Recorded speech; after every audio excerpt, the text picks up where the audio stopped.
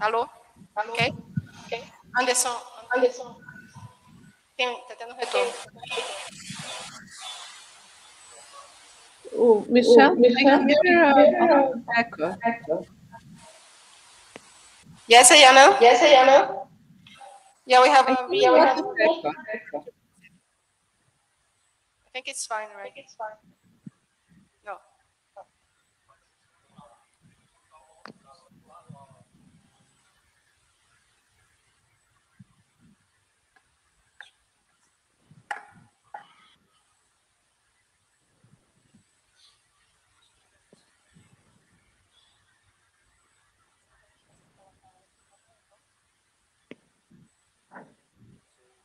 Deixa eu mutar, não.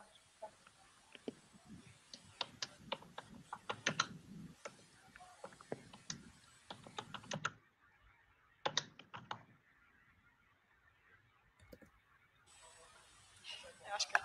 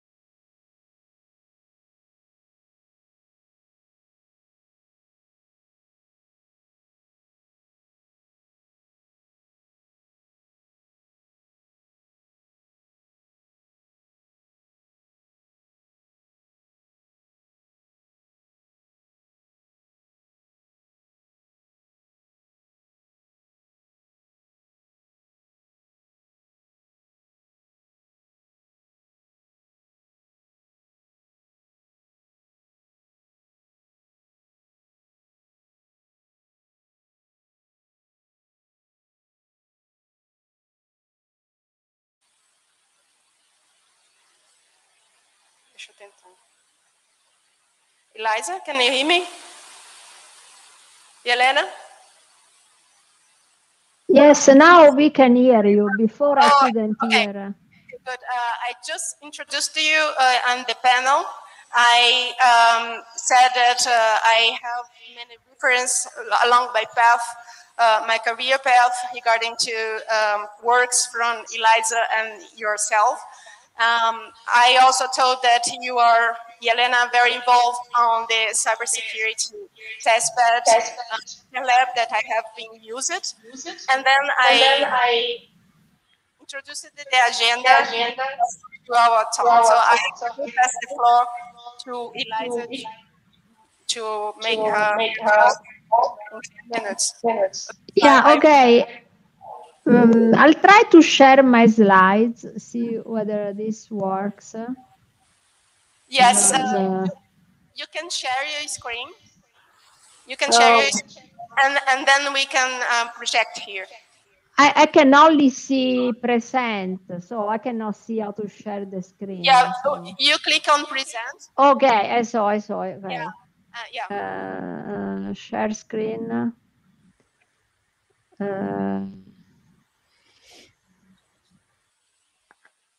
Entire screen.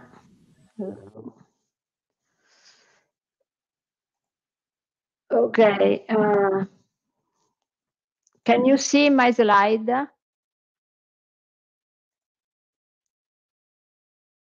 Can you see?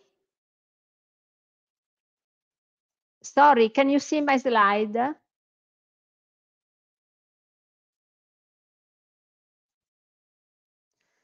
Oh, I cannot hear anything here, so I don't know. Hello?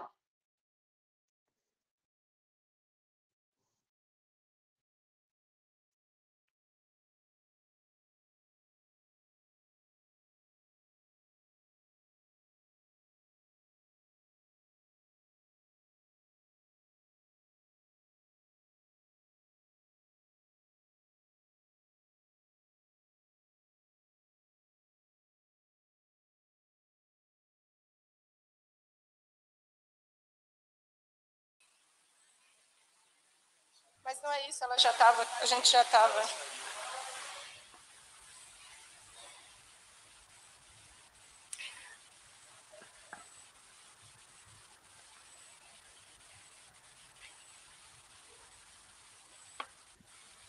Hello? Can we hear? Yes, the problem, I tried to share my screen. When I clicked on my slides, I couldn't see anyone else. Did you see my slide? Yeah, we were seeing your slides. Okay. So sorry, but you know, okay, I'll try again. Let me know if you can. Okay. Can you try again? Present. Yes, that's what I'm trying to. Okay. Can you see them? Not yet. Now, yes, it's coming. Okay, thanks. So I'll start. Okay, very quick. So basically, I'll focus on some of my ideas on cybersecurity education. To start, it's very important when teaching students to understand what are the techniques that we have to do when applied to cybersecurity. In particular, recently I developed a course on AI techniques for cybersecurity. However, what we come up in terms of a taxonomy of functions for which in general is important to educate the students is independent from the use of AI. So in general, it's very important to look at various security functions. Those functions are typically learning security policies, for example, access control and network policies. Those are very critical today in the context of zero trust architecture. The second important big security function is the analysis of software security.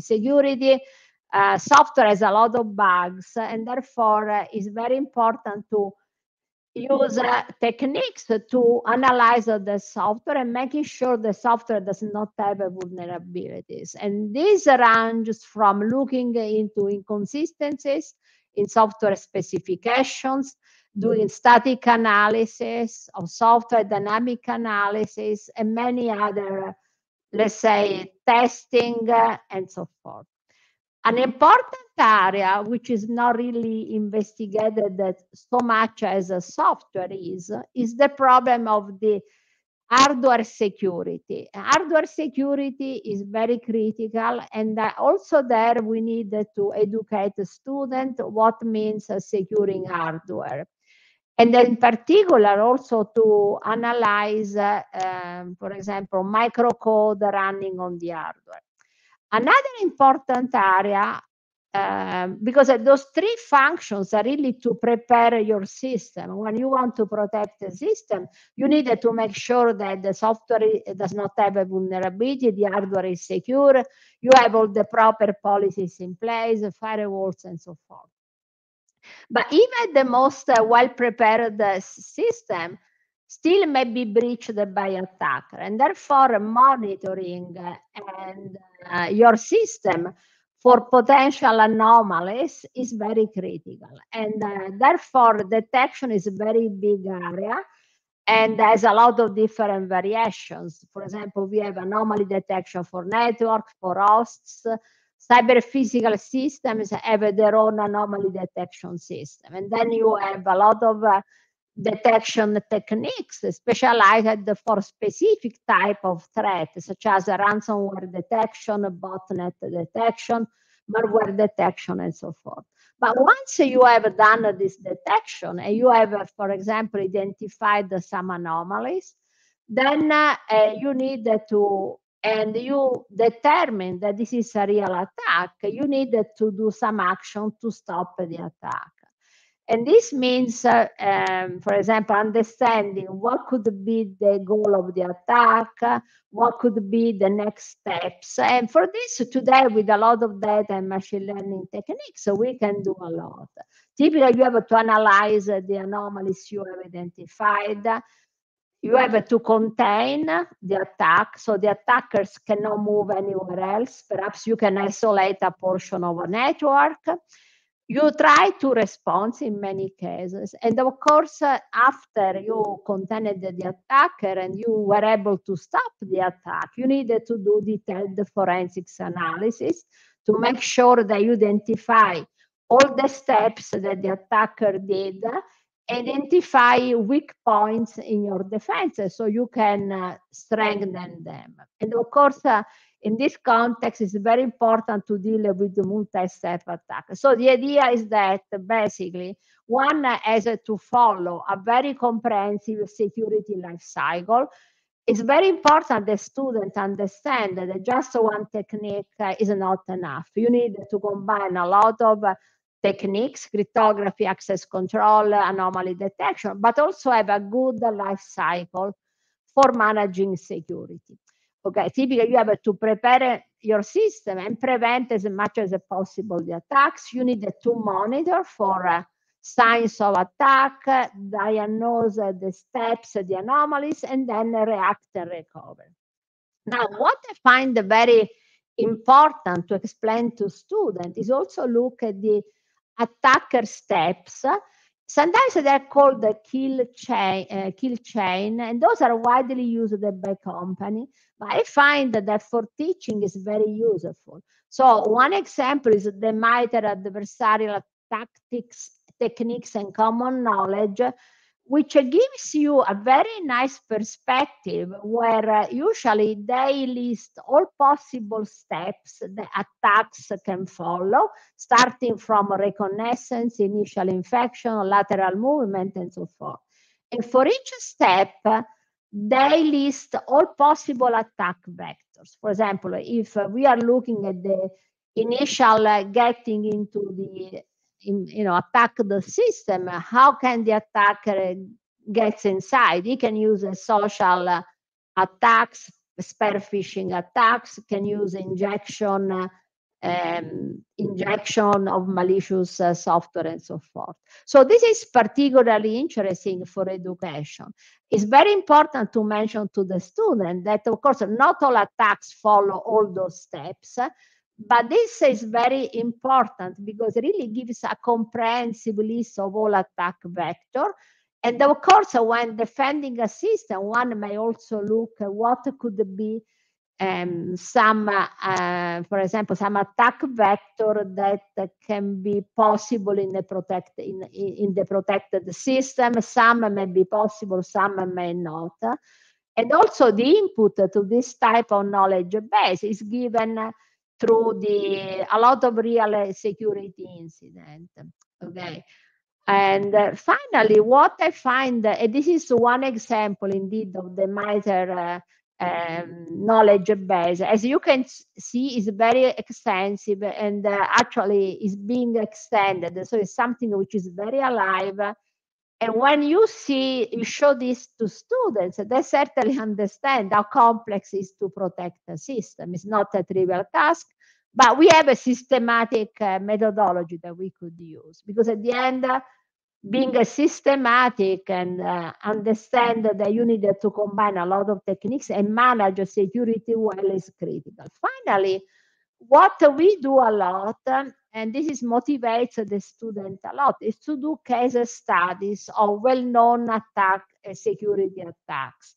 So in my last, when I taught in spring some data security and privacy, we looked at several attacks. Those are real attacks, which show the complexity of the attack, the fact that they are multi-step. And usually a typical exercise is to tell students, look at the steps of this attack. Which protection technique would you have deployed to prevent or stop some of the steps? So we look at this famous data breach attack because it's very well documented.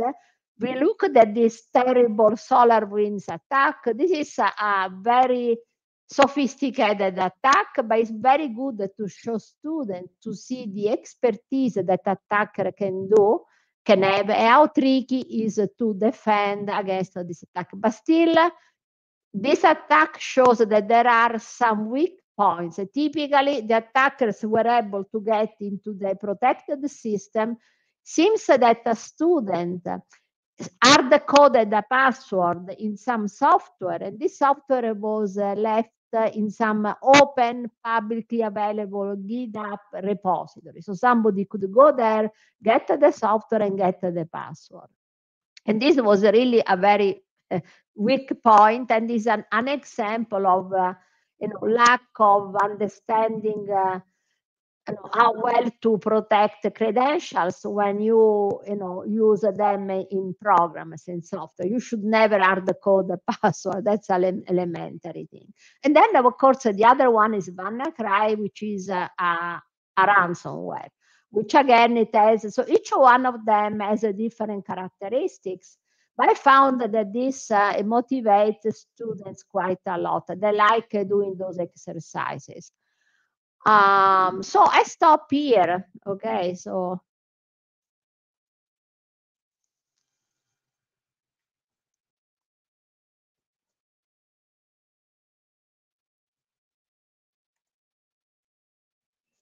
I cannot see anyone. Okay. Yeah, your slide is stopped. Yeah, I have done with my presentation. Yeah, your slide is stopped, Elisa.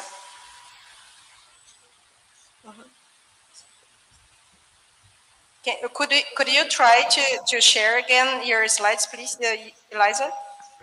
Oh, you want me to share again the slides? But I have done. For some reason, it stopped. I think every time she shares, we end up being backstage, Michelle, and then I could hear her whole presentation, but I don't know if you could hear anything. Okay, what I suggest, I can send you the slides, and then you can share with the attendees. The system, I never used it before, so I'm not sure. It has some problems, but yeah. Yeah.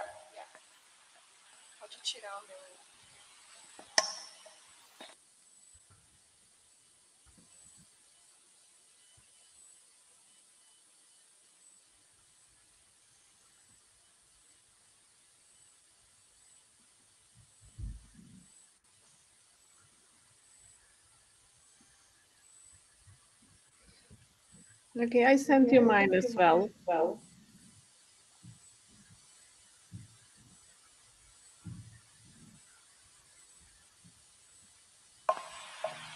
Yes, please. Yes. I'm connected to my mailbox because it's all closed.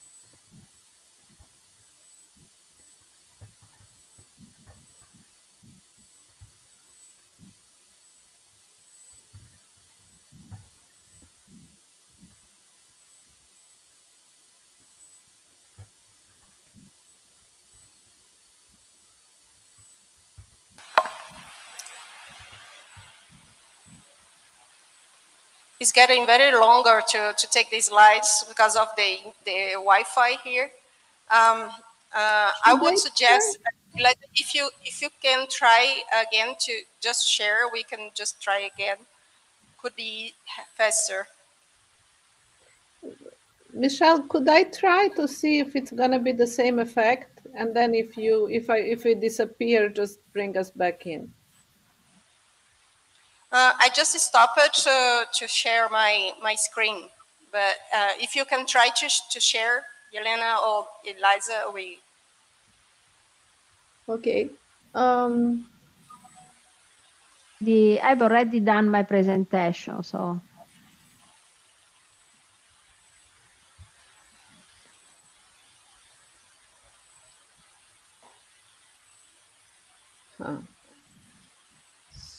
So I asked it to share, and it's now uploading.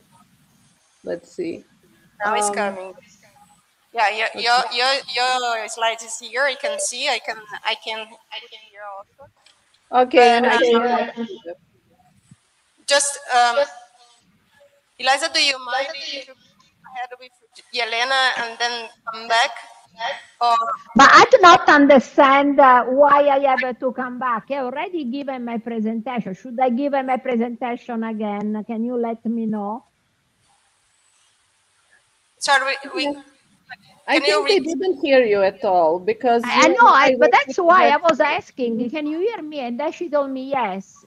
And then and when presenting, I couldn't see anything else. So to be honest, I can retry, but the result will be the same. So I'm not sure.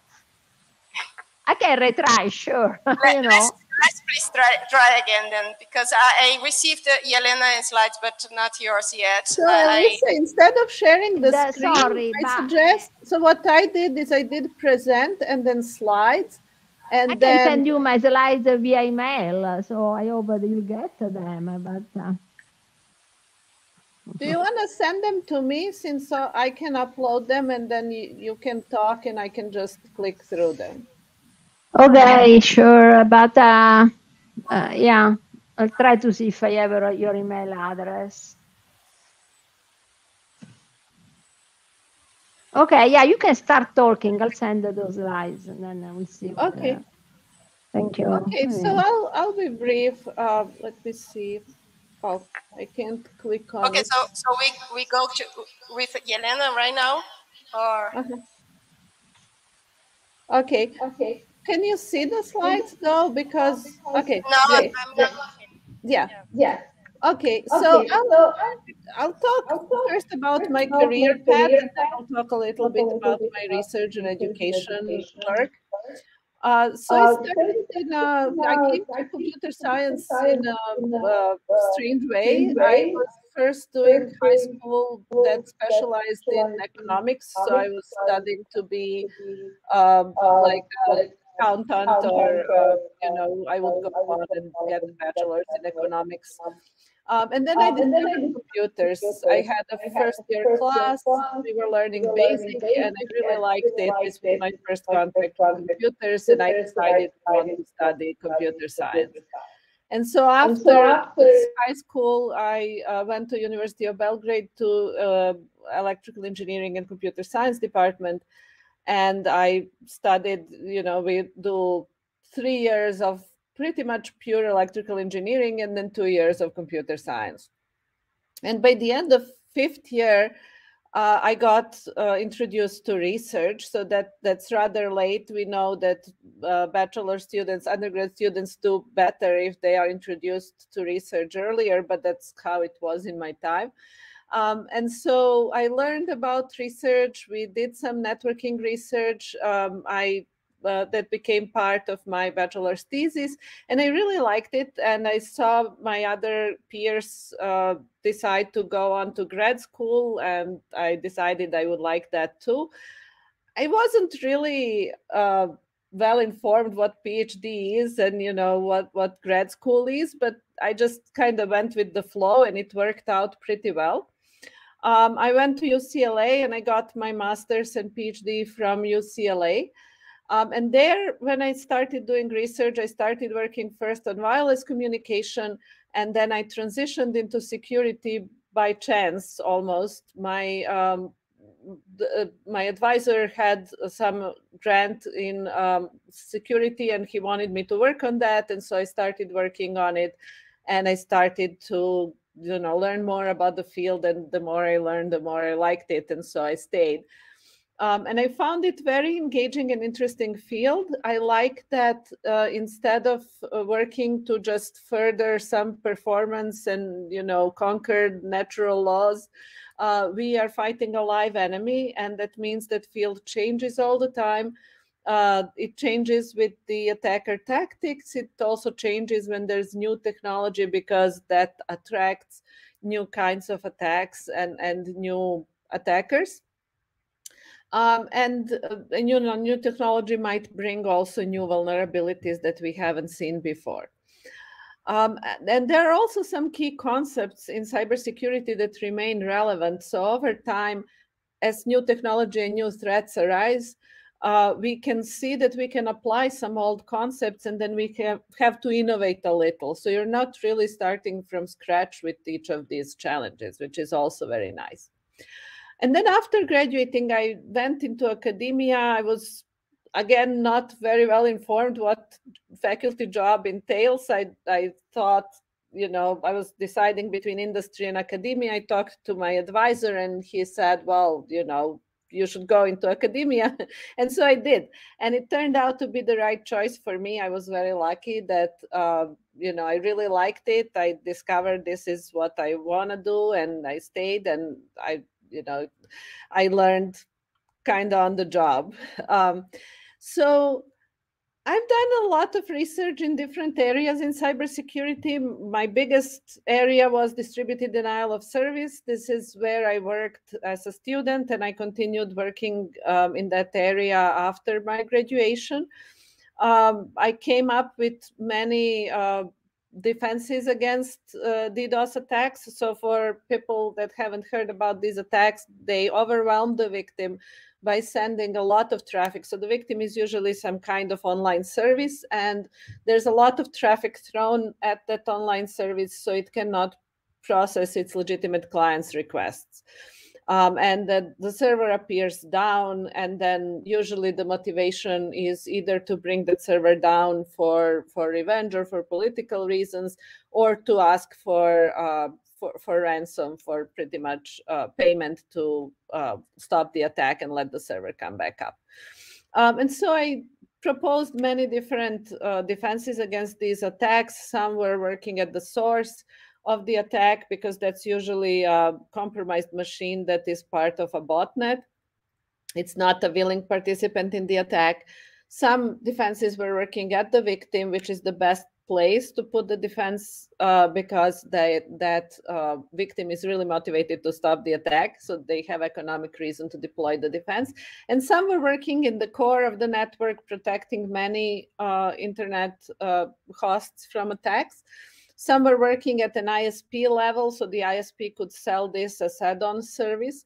And I looked at defenses, proposing defenses against general attacks that are just like flood of traffic, and specialized attacks, for example, those that attack some key resource at the application, for example, computation resource, and how you could design defenses against these.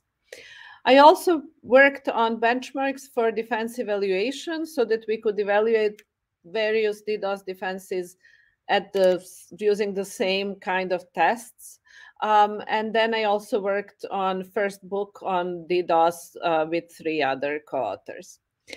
I worked on other security topics as well during my career, so it's coming now to 20 years. I worked on IP spoofing, passwords and other ways to authenticate users, malware analysis, binary analysis, and user privacy.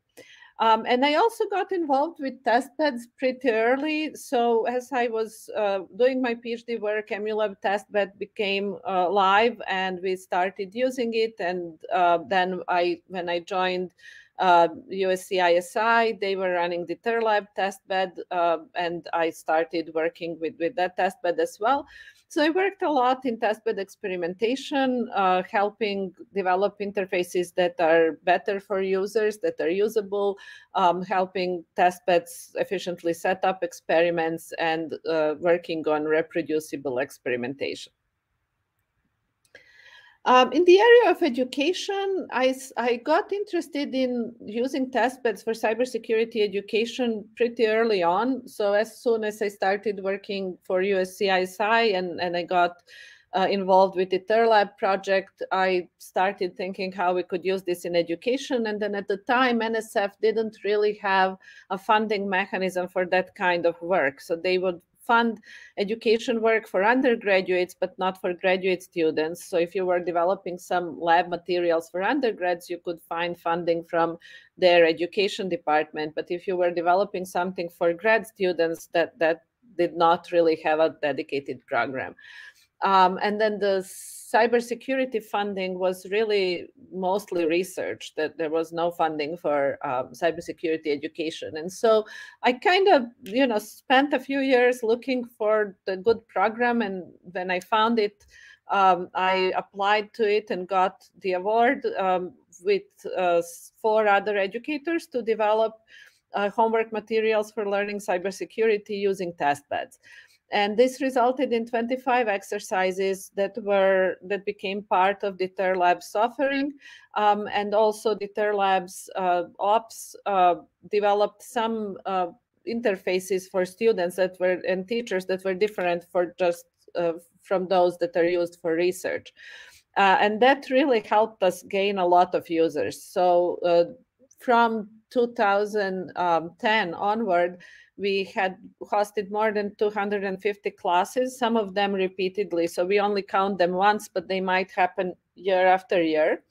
And we educated more than 20,000 students. I also, after that, had a follow-on effort to develop offense-defense exercises for classes that would also be done on test beds. And these are less structured. So unlike homework that has very prescribed steps, in these exercises, students work in teams, and one team gets some resources to protect and secure and monitor, and the other team attacks those same resources. So students really learn adversarial thinking, and they put to practice what they learned in class. So students find this challenging, but also very rewarding once they manage to make some headway into the exercise. And they also work to remove barriers to learning on test beds. We found over time that students in classes are very different crowd than researchers when using test beds. They have less experience with Linux, and most test bed use is Linux-based. And they are less knowledgeable about operating systems or networking.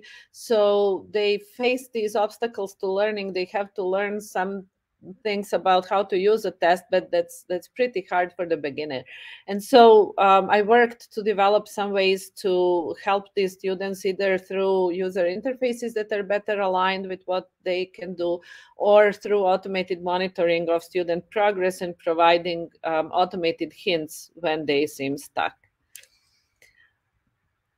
So I'll talk a little bit about challenges that I think everyone can relate to, and women are especially prone to facing these challenges because they, sometimes might be in minority in computer science and might feel an imposter syndrome due to that. And when we talk about work-life balance, women are also often mothers and have to engage in taking care of children to much higher extent than fathers in a lot of families. And so, one challenge that I faced was feeling a little bit behind. That especially happened when I was going from high school to university, because I was coming from a high school that was focusing on a completely different area than I wanted to study. And then when going from bachelor's to master's and PhD, I was pretty much immigrating into US and from a very small country called Serbia in Europe. And so I felt that I'm coming from a disadvantaged position, to a new country with a new language and new culture and, new different kind of education and everything. And so what I learned over time is that hard work is often worth more than prior advantage. So you can overcome disadvantages. It does take more work, but if you feel like you're coming from a disadvantaged position, just be patient with yourself and be persistent, and I think it will pay off. I actually saw a lot of people coming from more advantaged positions fall behind because they thought, oh, well, this is so easy. I already know a lot of this. So hard work pays off, at least from my experience. Imposter syndrome is another challenge that I know a lot of people face. This is when you feel like, oh, everyone else is smarter than me, more successful than me in publishing or in career path or this and that. And I think it helps to know that everyone feels like that, and the best you can do is just invest a lot of effort and do your best effort, and focus on the process, and just understand you're doing something for yourself and not for others. For example, if you are doing grad school, you're doing it for yourself, and you shouldn't really be comparing yourself to others. You should just say, am I satisfied with this outcome? Do I enjoy doing this? Do I feel that I've done good work, for example, on this paper or this research? Publication rejections are very hard to deal with in grad school and later if you end up doing career in research. And what helped me there is to understand that it's mostly about writing. If the publication is rejected, oftentimes it's not that the research is bad, it's just writing needs to be improved. And if you take it from that perspective, then it helps to understand that this is just process of revising and resending, and eventually it will get in when you get your message right. Next challenge was unclear funding. So I'm in a research faculty position, which means we are on soft money. We are fully funded from grants. And sometimes it's challenging to, look for these grants and pitch different ideas. And sometimes you might feel, well, I'm doing research in X, but all funding opportunities are in Y. And, how do I align my research with what's hot nowadays? And so what I pretty much did is I try to do good research. I work on what I like and what makes me excited, where I feel I can contribute ideas. And I kind of had this belief that funding will follow, and it really did. Most times in my life, if I did good research and I persisted and I kept my eyes open, a funding source would appear eventually, and I would be able to be successful and continue doing research in that field. But you also want to diversify your research. You don't want to become an expert on one little narrow, set of problems. You want to try to spread a little bit, and it helps also because you grow intellectually. You learn a lot of different things. You don't just get stuck in one little aspect of your field.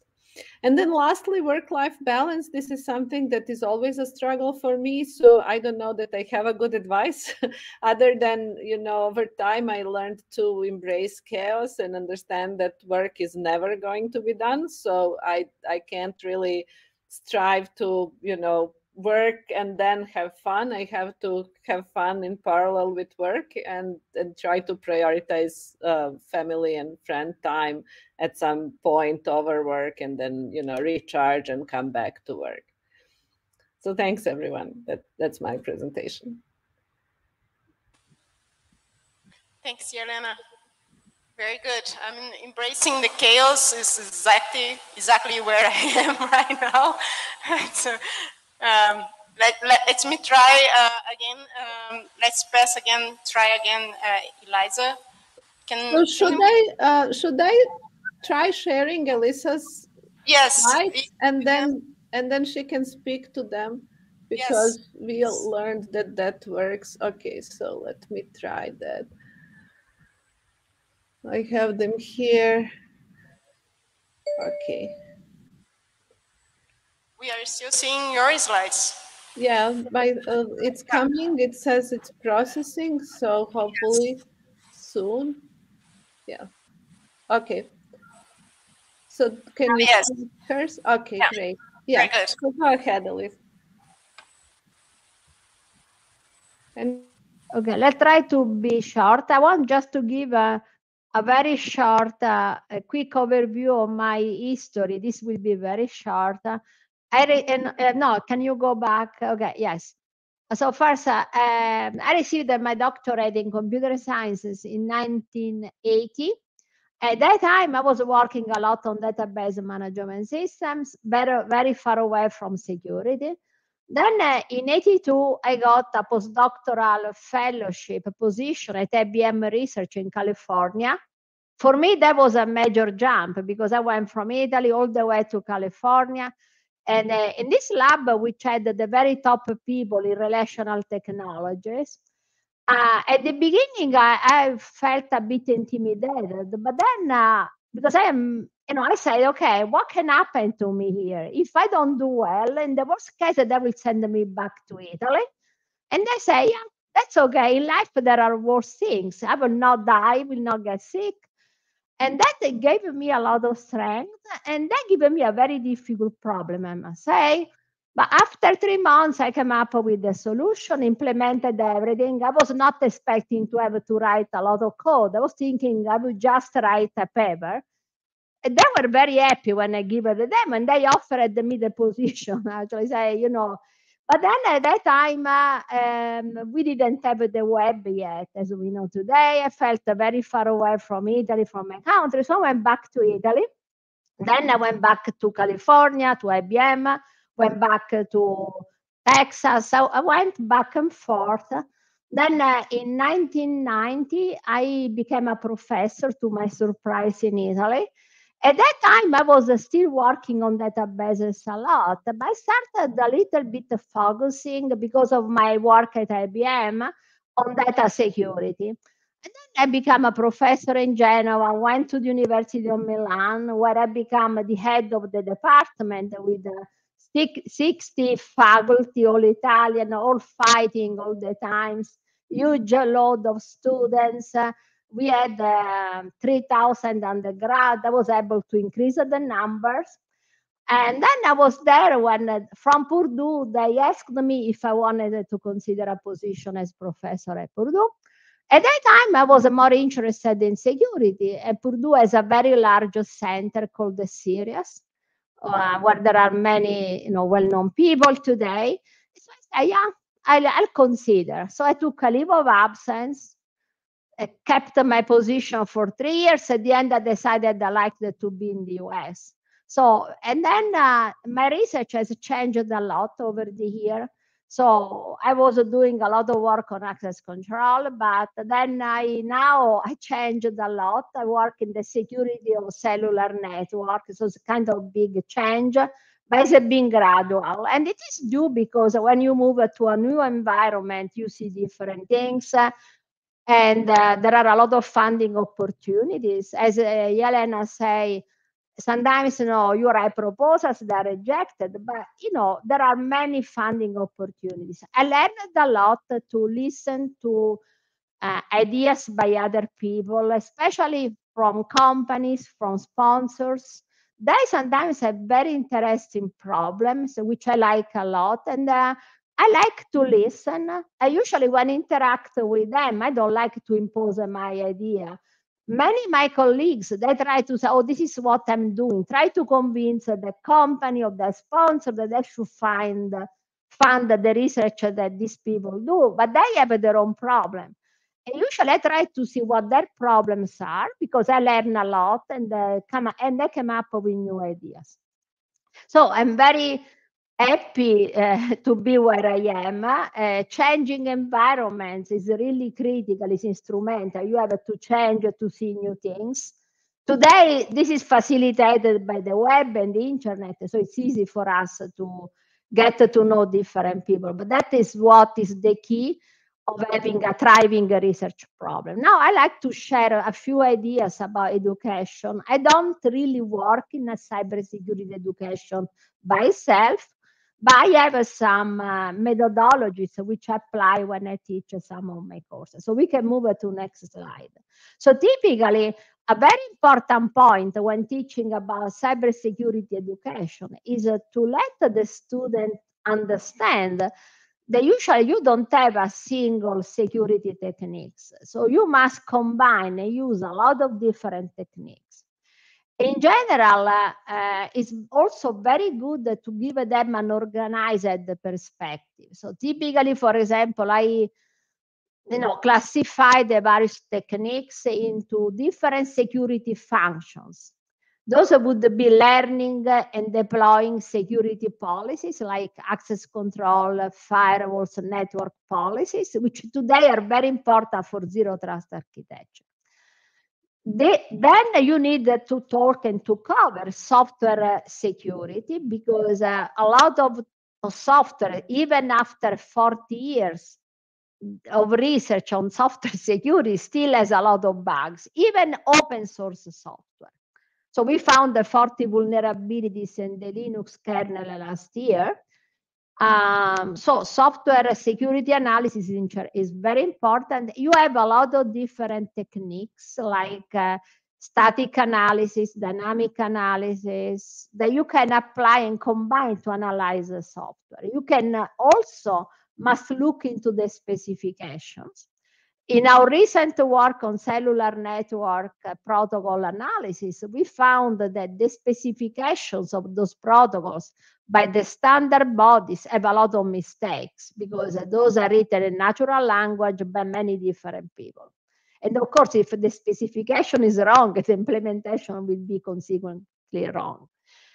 And then we have the problem of hardware security analysis. This is an area which will become increasingly important, especially now when you have this notion of disaggregated hardware architecture, where you can have a much more disaggregated resources that you can combine to have your own hardware platform. So that is very important. And some very tricky attacks requires a good knowledge of hardware and the low layers of the operating system.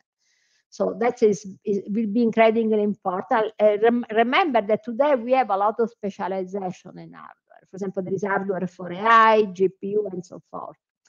So we need at least to look at microcode and make sure the microcode does not have vulnerabilities and so forth. There is the big area of detection. This is incredibly important and has to do with the fact that even if you make sure that your system is well prepared to deal with all potential attacks, still attackers can breach inside of your system. So even the well-protected systems can be breached. Therefore, you need to monitor your system, looking for anomalies, strange events that are unexpected. And that is an area where you find a lot of techniques. For example, you have a detection specialized for networks, for hosts, for cyber physical systems. Then you have a special detection mechanism if you want to detect ransomware, because a ransomware has its own, the processes which may run a ransomware do a lot of fast I/O typically, for example. That is a sign that you may have a ransomware. But once you detect some anomalies, you need to do something. Okay, if you think anomaly may be related to an attack, we need to manage the attack, to do something in real time usually, like understand what can be the potential attack, contain the attack. So because attackers very often try to move in your system when they are attacking it. And there are many, many cases for real attacks where this has happened. So you need at least, say, block a portion of your networks, something to really stop the attack. Then once the attack is stopped, you have removed the attacker, hopefully, from your system. You needed to do forensics to understand clearly what happened to this attack, how the attackers got into your system, in order to see whether you have a weak points, unprotected component in your system. And today, of course, you have a lot of sophisticated attacks. So I find this to be very useful as a conceptual paradigm for students. And basically today, a lot of those functions can also be enhanced by AI and machine learning. So a lot of them that are today, these new techniques that you can use combined with the existing one. So can you move to next slide? And in general, a good approach to deal with security is to have a good security life cycle. This is very intuitive, it's very easy, which you say, I must prepare my system to withstand attacks. So you do your best to make sure everything is right, you have all the defense mechanisms in place. But as I said before, this may not be enough. So you needed to monitor and detect. When you find some anomalies, you needed to diagnose what this anomaly is, try to understand what can be perhaps a next step if this is an attack, and then you needed to react and recover. And now this is a very systematic approach. I think it's very useful for students to have a very clear view of what means securing a system. There are many useful resources which I use. One of them is the MITRE knowledge base, where we see an example here. This is very useful because basically, as you can see, a number of steps, those are the steps followed by the attacker. Attacker will do a lot of reconnaissance to look about the external border of your system, try to find the weak point. Then we'll try to do an initial access. So we'll do a lot of steps. And what is very nice, that for each step, this knowledge base contains a lot of attack vectors, all the ways in which a step can be executed. Keep in mind that, of course, not all attacks follow all those steps. In some cases, an attack may have only a couple of steps, but in general, it's very difficult that we have an attack which has only one single step. And this is really interesting again, and somehow relates very well with the security life cycle.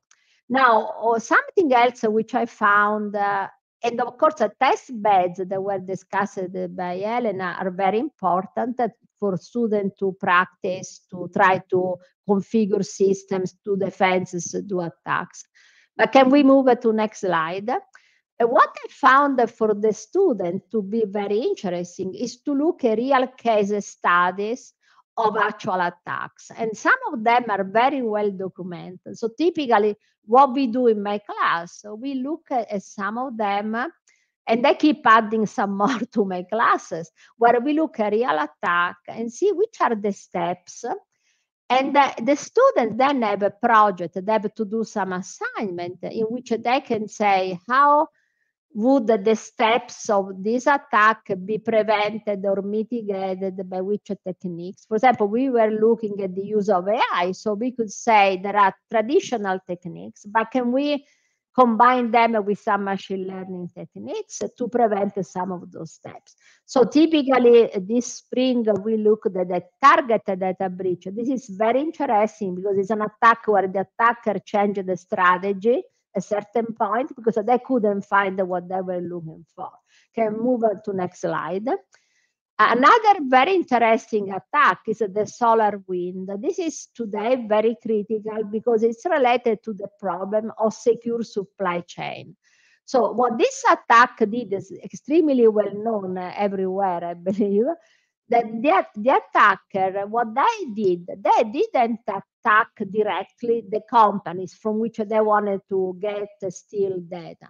They attacked a software provider, a company which provides a network monitor, and they were able to inject inside of a patch that this company was preparing to update the monitor and send it to all their customers. They were able to insert a piece of malicious code. And so they were able to do this without being discovered. And then the company sent the patch to a huge number of customers. And all those customers were infected. So this means a single attack can therefore result in compromising huge number of people. So the problem of software secure supply chain is a critical problem. Studying this attack is very important, for example, because it's very sophisticated to start. And then when you ask, but how did the attacker got inside this company, providing the software? So some hypothesis is that a submarine intern had hard-coded a password to the server managing the patches and in some software. And this software was stored in publicly available GitHub server.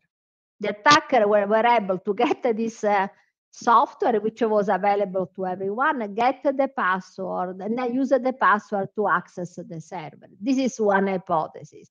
This shows, for example, that even it's very important to apply, in many cases, conventional guidelines for security.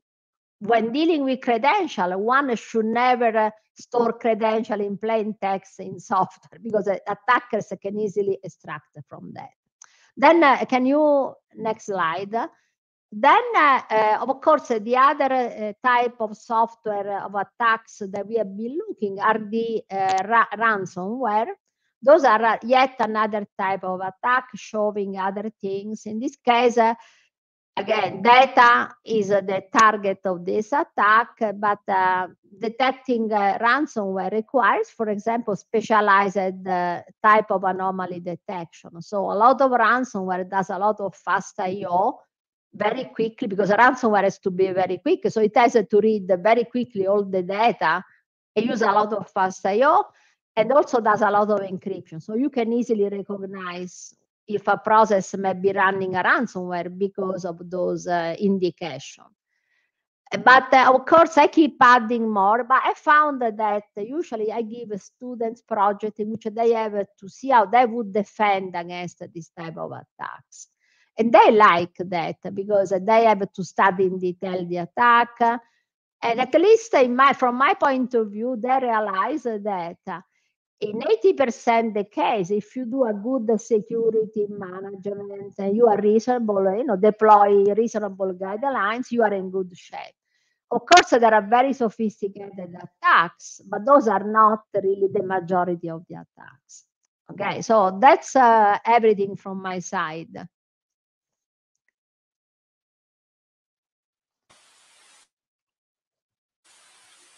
Thank you so much, Elisa. We are now passing to Daniela. I will just share my screen.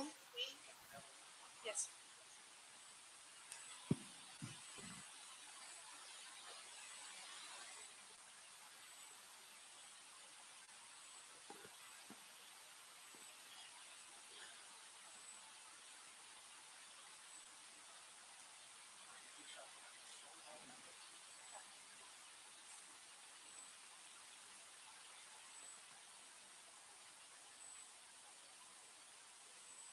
Em português, Michele? English. Okay, I'm very happy to be here because not only because I'm from Minas Gerais, but Juiz de Fora is very special to me. This is the place where I spend my school vacation at my family. I have my grandma, my cousins are here. Okay, so Michelle asked me to bring some advice, motivation, perspective for women in cybersecurity. So go next. And also talk about professional trajectory.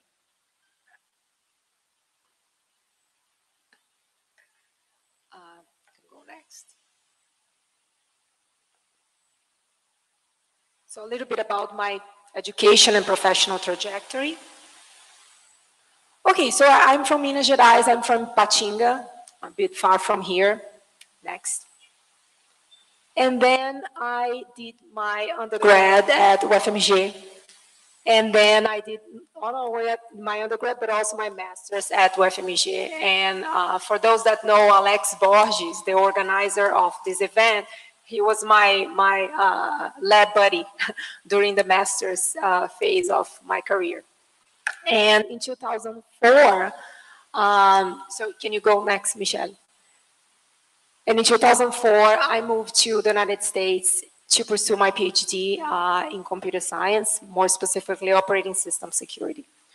So in terms of advice, I remember that when I was almost 30 years ago, when I was doing my vestibular, the entrance exam, I remember everybody saying that computer science was the profession of the future. And 30 years after, it still is, and cybersecurity even more so. There was no such a thing as cybersecurity at that time. And just to give an example, at the National Science Foundation, when I am right now, we are trying to rethink the program. What's cybersecurity in the next 10 years? What we thought it was. In the last 10 years, everything changed. The threats changed, the landscape changed. We're thinking about AI breaking crypto, AI being used as a weapon. So things are changing, so there's so much to be done. So there's a lot to be done in cybersecurity. So after my graduation, I started as an assistant professor at the Baldwin College in Maine. And I started this, it was a very small college, and I started the systems area there. Next, Michelle. I was very fortunate to get my NSF Career Award. I remember Jelena talking about funding. It's something that's so important, so crucial for us when you are in the United States. And that's how we are able to actually sustain a lab. So the NSF Career allowed me to initiate my career. Next. And in 2014, I got the greatest honor of my life to get the PK's award. I remember that after shaking hands with President Obama, I found difficulty washing my hands on that day, so it was hard. Next. Then in 2014, I moved to the University of Florida. Next. And again, reiterating what Jelena was talking in her part, funding is just crucial, and I was able to secure fund in different types of agencies, and also going through what Jelena said about funding will follow, but it's a lot of rejections in the process. Diversity and inclusion was always very important in my career. Over the course of my career, I had 44 students in all levels, and I tried, at any point in time, my lab was about 50% minorities in STEM, minorities in terms of ethnicity. Next, Michelle. Okay, so now comes the part that I bring something new, the advice that I give to my students now, advice that I wish I could give to me 20 years ago. Next. So first of all, it's be yourself. In cybersecurity, you're going to see a lot of buzzwords coming and going. IoT, blockchain, AI, and it's very tempting to try to jump to the next buzzwords because you might think that you're going to get papers faster or because that's the hot area. Don't fall for that unless this is you. Otherwise, next. You're going to be setting yourself for failure and frustration because you are doing something that you are not excited about. And we all have talent, some talent that is us. So don't chase the buzzwords. That's one piece of advice. Jelena also mentioned that I really love her slide about the challenge. I was just nodding at every point she was making. Work-life balance, very important. I have met over the course of my career some colleagues and researchers and role models who made me feel that being successful in this profession means spending 16 hours per day working, at least.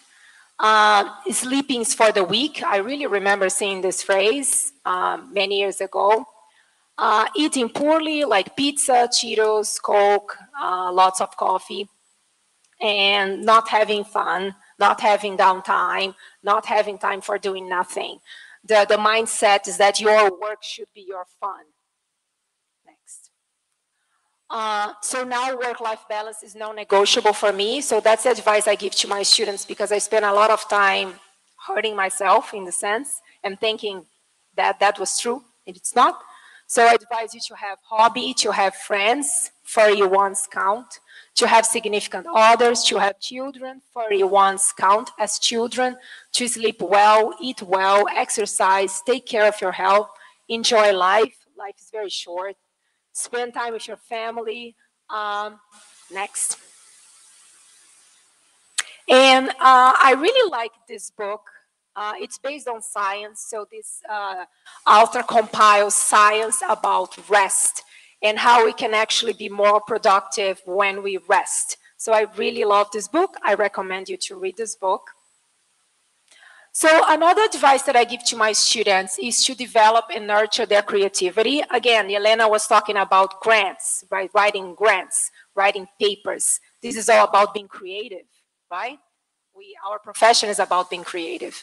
So we tend to be so busy with everything we do every day, the technical papers on your field and your busy life, that you forget your 6-year-old curious version of yourself. And we should resurrect that version of yourself that was curious about everything. And engage in idea generating habits, and reading. It's one of the most idea generating habits that I believe there are. Not technical papers, no, forget about the papers for this activity. Biographies, spy books, non-fiction, fiction, everything that's known your field. Next, please. And I really recommend these 2 books for resurrecting your creativity. They are fantastic. Next, Michelle. And last but not least, my piece of advice is be kind. That's a lot of unkindness. I mean, in any profession. Be ethical. This is non-negotiable. And pay it forward. You're going to receive a lot from mentors, from kind people during your career. So when you get to your point, when you have a platform, pay it forward. And thank you. Thank you, Daniela.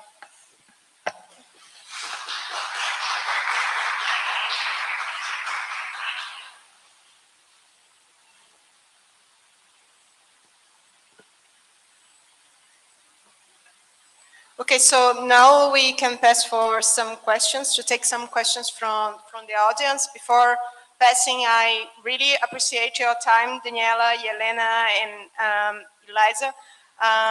Was a little bit trouble in the beginning, but I think we could find a way to move forward.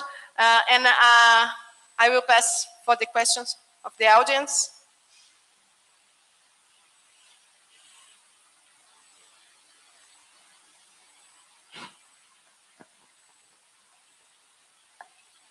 Thank you, Michelle. I will make a small statement about the initiative. I will speak in Portuguese for my students, and I will ask Michelle to translate. I think that will be more quickly my statement. Eu vou falar uma declaração pequena aqui, em português mesmo, para os meus alunos, e Michelle pode ir traduzindo para as pessoas que estão de fora. A gente teve uns pequenos problemas iniciais e se tinha alguém que podia superar esses problemas, eu sabia que seria Michelle. Então, Michelle, muito obrigado. Essa iniciativa de mulheres em cibersegurança é uma iniciativa pioneira aqui para a gente. Eu acho que foi o evento satélite que mais chamou a atenção da mídia local, da imprensa da universidade, e com certeza isso atraiu pessoas interessadas para os nossos cursos, mulheres interessadas para os nossos cursos. Foi um exemplo de mulheres, não só em cibersegurança, mas mulheres em profissões que têm uma defasagem por mulheres, né? Engenharia, computação, sistemas de informação. A minha declaração pessoal é que eu sou colega da Daniela já faz algum tempo, ela foi praticamente a minha primeira advisor, a minha primeira orientadora mesmo na graduação, então obrigado por ter vindo, Daniela. Thank you for coming. Daniela was practically my first advisor when I was in the undergraduate course. Thank you for all your inspiration to my career. Você está sendo muito humilde, a gente era lab buddy. E eu sempre lembro assim que a gente trabalhava muito, mas a gente ria muito também, né? Mas era mais por sua causa. Acho que você fazia todo... Ele está sério aí, mas ele fazia todo mundo no lab rir. Então, assim, você fez o nosso mestrado ser bem mais leve. Eu que te agradeço. E, por fim, eu pessoalmente peço desculpas pelos issues, pelos problemas, mas foi uma iniciativa pioneira. Não é fácil juntar mulheres ao redor do mundo com uma interface de comunicação tão difícil e durante um evento ao vivo. Então, obrigado por ter superado isso tudo, Michelle, Daniela, Elisa, Jelena. Thank you for the initiative. E agradecer também o suporte do I3E por toda essa iniciativa, foi importante para a gente. Obrigada, Alex. Thank you so much, Alex. Jelena and Elisa, just to give you what was going on here, we had the general chair of this conference, and he was just saying how important this initiative was for this event. This is the first edition of this Brazilian women in cybersecurity.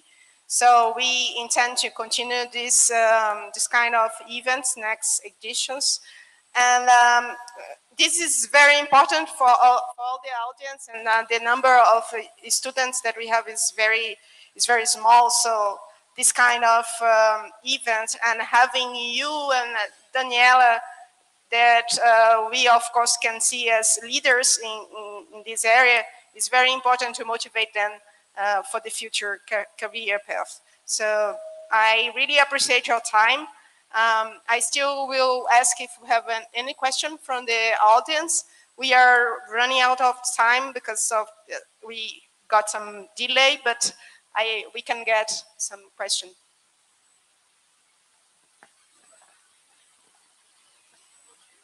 Professor. More than once here, you told about work-life balance. And really, many of us were looking at each other and saying, yeah, that's important. How to achieve that? And since some of you did, at least you said, Daniela, that you did, when was it, at which point of your career you think that you realized that, well, I should get more life? And well, even if that means less work, I'm not sure how that went. So as I mentioned, these were advice I wish I could give to my, so it was very late. I don't remember when, but I think you have to realize that you cannot do it all. So something gotta go, okay? So if you need to say, I have to sleep at least 7 hours. I have to have this. So you have to put the boundaries, and don't think that, oh, yes, I can do it all. I will manage. It's just a time management. I will be effective. No, something gotta go. I think that's at least that's how I'm doing. I'm focused. I'm deciding what are my priorities and things that I have to cut. Otherwise, I don't. The day is 24 hours. That's it. If I can add a comment myself, so for me, I don't see, because I really like what I do. I have a lot of fun. So in a way, I don't have the problem. And because I try to be very organized, so I have time for other things. But something to which I give a lot of priority is for the younger people working with me. Those are my highest priority because I really want them to be successful. Okay. And that's what is most important for me. Other things like personally, I say I don't need any more paper. I don't need many other things, but I really care a lot for the younger people. So that is a priority. And in general, I don't have many conflicts. Again, because also when you are very focused, you know what you want to do at each stage in your life, then you do. For example, when I was very young, I said I want to become a professor. That's what I want to do.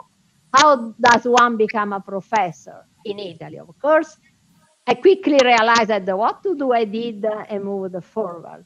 So I try really to look around and see, how people, which strategies people have to achieve their goal, and try, come up with some organized approach on myself. So in my case, the work-life balance also came rather late. It was a process, but I think that what Daniela said is very important. You have to understand that you cannot do it all, and you must prioritize. And so sometimes you might find yourself just, by inertia saying yes to many things that you really shouldn't. People will ask you to do this or that, and you will commit, and then it will be hard to go back and say, oh, wait, I actually realized I cannot do that. So you might try to do it all. And that's what gets me in trouble. So I learned over time to say, I said yes to this, but I realized I cannot do it. And then prioritize at work, prioritize off work, and think about what brings you joy, what you really need to do, either because it's super important and you can't skip it, or it brings you joy and you want to do it, and then say no to other things. Something that I did by accident, that was the best thing, I think, for work-life balance. When I started at NSF, we cannot touch NSF systems and email when you are abroad. So the first time that I took a vacation here in Brazil, I had to remove my email, my work email, from my cell phone, and I didn't bring my laptop with me for the first time ever.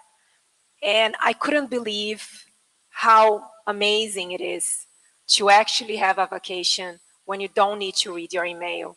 So I came back and I didn't install my email. I know everybody says it's great. I had never installed my work email on my cell phone. And every time I travel, it's really travel. So this was 2 years ago.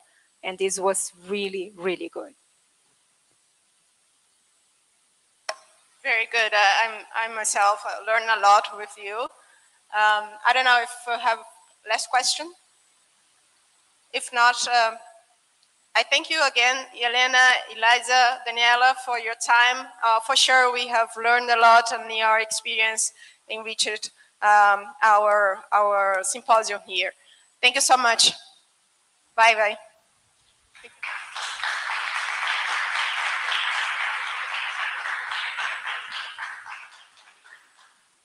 Gente, muito obrigada pela paciência com as questões técnicas no início. Obrigada por ficarem aqui até o final.